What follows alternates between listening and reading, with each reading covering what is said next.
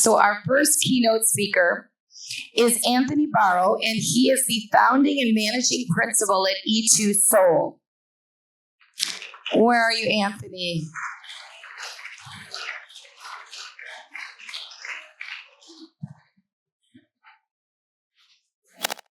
Thank you, sister.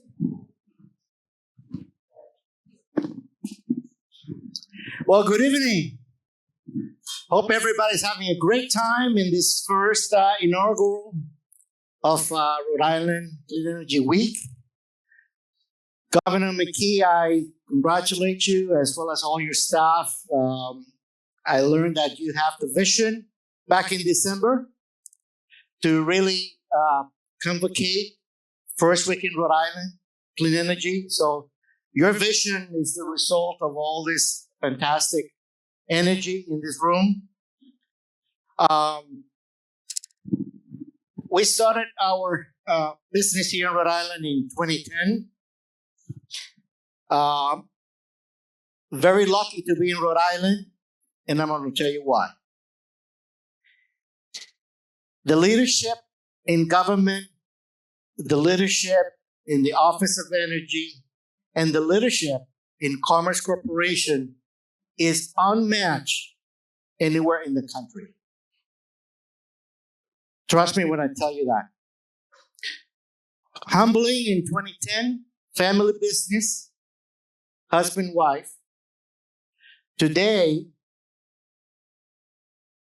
we are locally a developer, over 20, 30 projects, commercial industrial projects in Rhode Island, over 127 projects nationwide, including Puerto Rico, among 27 states in the country, out of Rhode Island.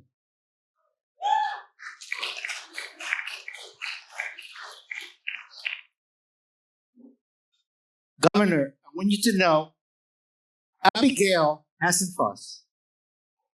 Department of Energy is the biggest asset, one of the biggest assets, Department of Energy.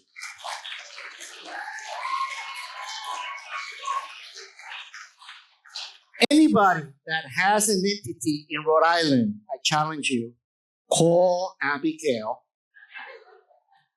because Abigail will put you in contact with very smart engineering, marketing, civil engineering students across Rhode Island that you can give them an opportunity, first job, for the internship. And the states provides an incentives for doing that. We have been fortunate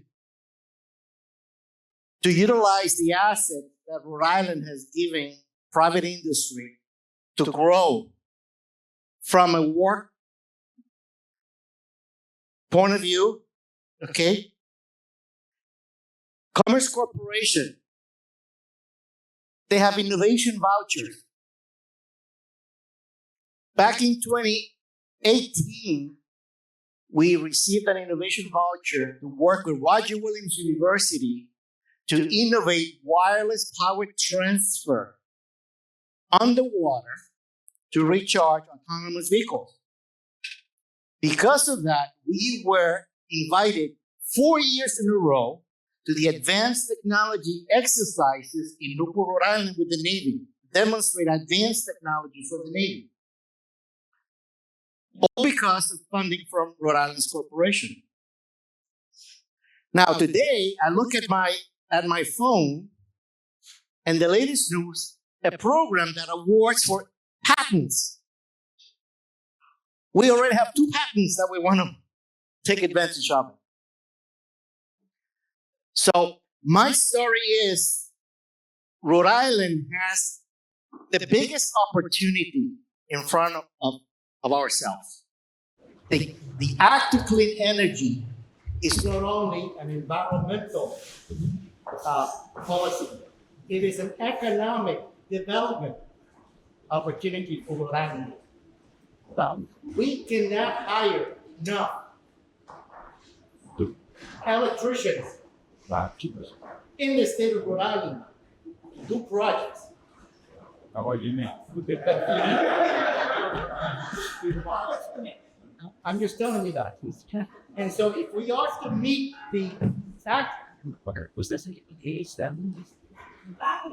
for clean energy policy sustainability, okay, we're going to deploy a lot of economic development to bring up workforce in the state, to bring up tax revenue for the state. Commerce Corporation is providing incentives for companies to innovate. You heard tonight of examples, several companies, innovation. We are innovating. We have been recognized nationally and internationally. We're innovating. About the current headwinds in Washington, we just did a proposal for a commercial industrial company in Rhode Island without the 30% tax incentive and without the 10% domestic content for a 450 kilowatt system. Because of the net metering policies that we have in Rhode Island, the company is able to generate over $6 million in cash revenue over 25 years. That equates to roughly $251,000 positive cash flow for a company. That equates to roughly 19% return on your investment every year.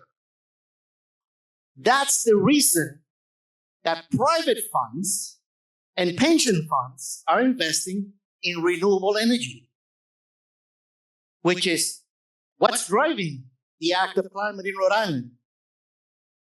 Okay? Our friends in National Grid, I commend you guys for all the efforts and the working relationships with the state from your capacity. Rhode Island Energy profit margin, it's only 5.3%.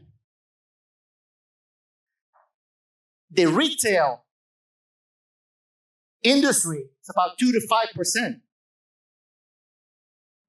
You know, as a business, you really cannot work for 5%. They're doing it at 5%.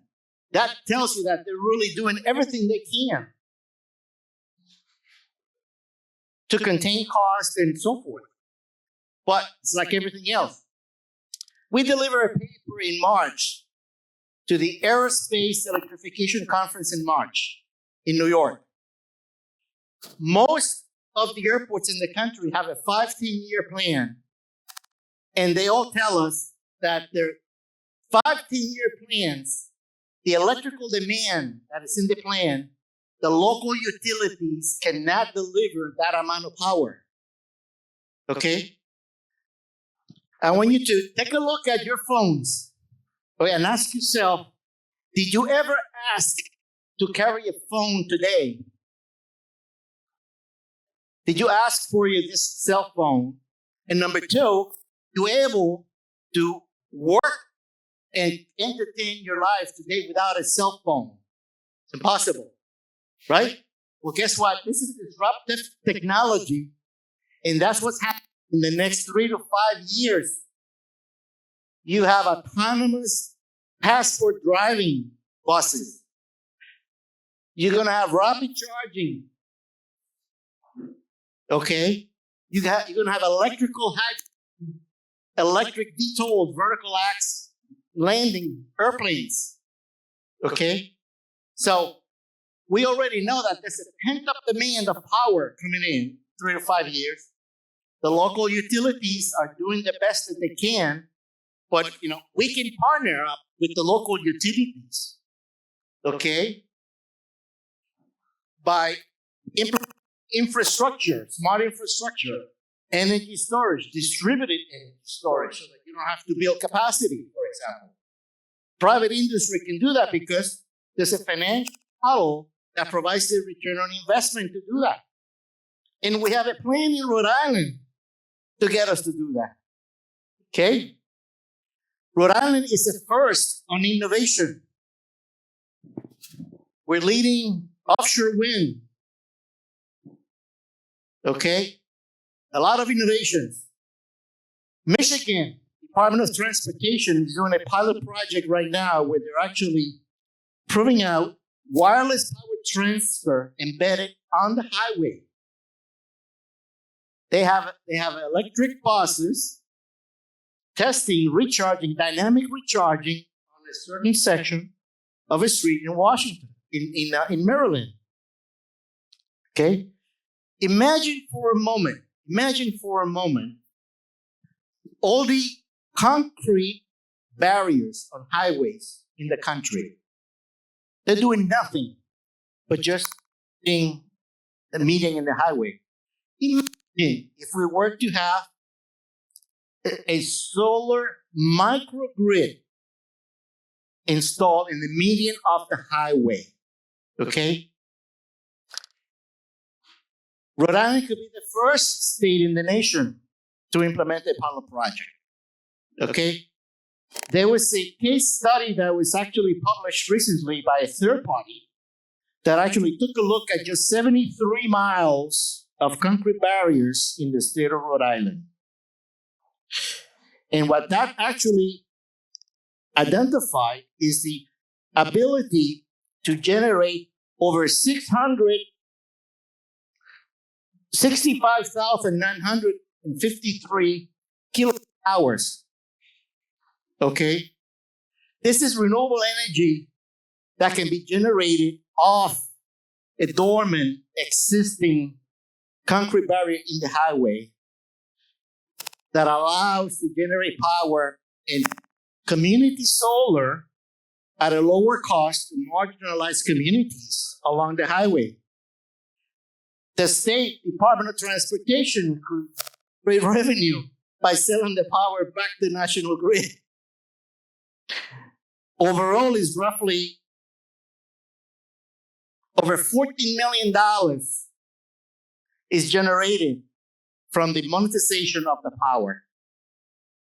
I'm here to tell you that we're all living in a state that has the fortune to be small enough when we can reach to the Office of Energy, we can reach to the state, we can reach to Commerce Corporation, work with them to get anything accomplished that is purposeful to today's society. Thank you.